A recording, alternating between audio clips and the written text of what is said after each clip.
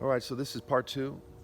Now, when we look at the existing model that they have, okay, you see that they're kind of applying the Hegelian principle, where there's the right wing and the left wing, and they sort of meet halfway ish. And we see the same old politics, the same ineffective use of money, right? They're not using their money efficiently. And since they're not using their money efficiently, problems aren't being solved. They kind of show preferential treatment to landlords and hotel owners.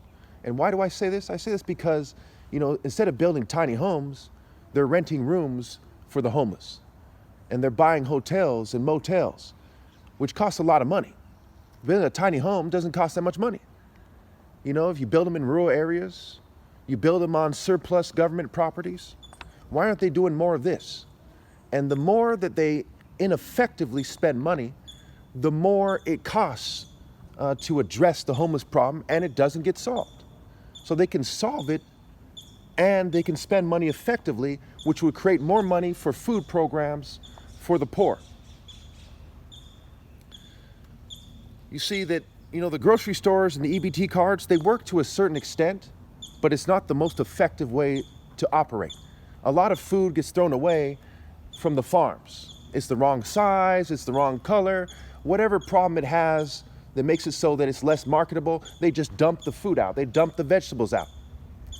So if we get rid of that and instead redistribute the food in the food program, that will be much more effective, much more efficient, and it will absolutely solve the problem. We also get this kind of welfare state, and there's a lot of welfare attitudes and CIA-backed operations to reinforce the existing sexually sadistic, wicked social orders, okay? So people have freedoms to a certain extent, but there shouldn't be this kind of wicked social order in society that brings down everybody else and creates a very depraved and decadent society where people are suffering to the extreme, while people are bragging that they're making a killing in business. People are actually dying, and they're saying that they're making a killing. And this is not a coincidence. We also see that they're maintaining the power of organized crime and criminal street gangs instead of causing these groups to evolve into more benevolent groups. In some cases, returning to their roots of actually helping the community instead of poisoning it and bringing it down. We see that there's extreme sexual depravity with no checks whatsoever, as perverts pervert the course of justice and sexually abuse people, even children. We see a lot of rape kits go unprocessed. Why? Because that's the design of the system.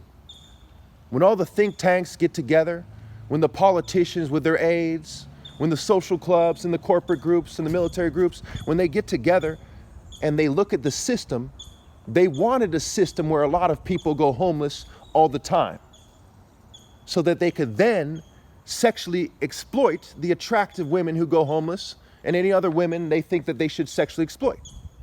And this also includes the children. And you see it even going on in churches, where people often turn to churches for help, financially, socially, what have you. So this is the design of the system. They're not solving homelessness. They're continuing a kind of a neo-Roman process of a kind of, where the society at large is the Colosseum, and there's a bloodbath, and people are being raped and murdered with the people doing it getting away with it. They're operating with a certain immunity, with a certain impunity, without any care for their own family's well-being, because it's bad for the community and it's bad for their family's mental health. As they grow up in a household where people don't hesitate to exploit and abuse other human beings, and it affects their ability to have mental clarity, because moral clarity is mental clarity. Instead, people are becoming into a sort of fugue state where they're a fugitive from morality. We see an illogical and high rate of desperation. Desperation is like contagious. As criminals become desperate and rob people, the people that they rob don't have the things that they took, and they become desperate.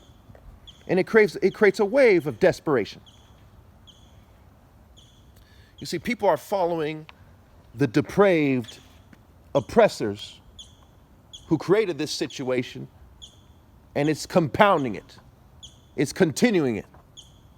Complacency and social norm fanaticism is causing the downfall of what's left of the country. And when you couple that with the trajectory of technology, there simply isn't much hope for the future. So the war on poverty plan should be immediately passed. There's no time to waste. We need to start building tiny homes now. We need to start buying up properties and planting more vegetables and food to be distributed. Milk, potatoes, cabbage, lettuce, you name it. We need to immediately form committees that analyze the process to make sure that the money is effectively spent. And we need to have transparency and accountability in reality, not mere politics.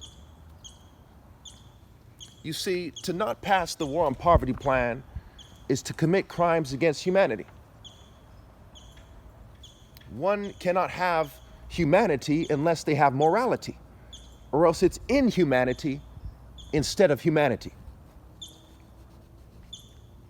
So all these things are very serious considerations in order to build a society that's worth living in. So I can't stress that part enough.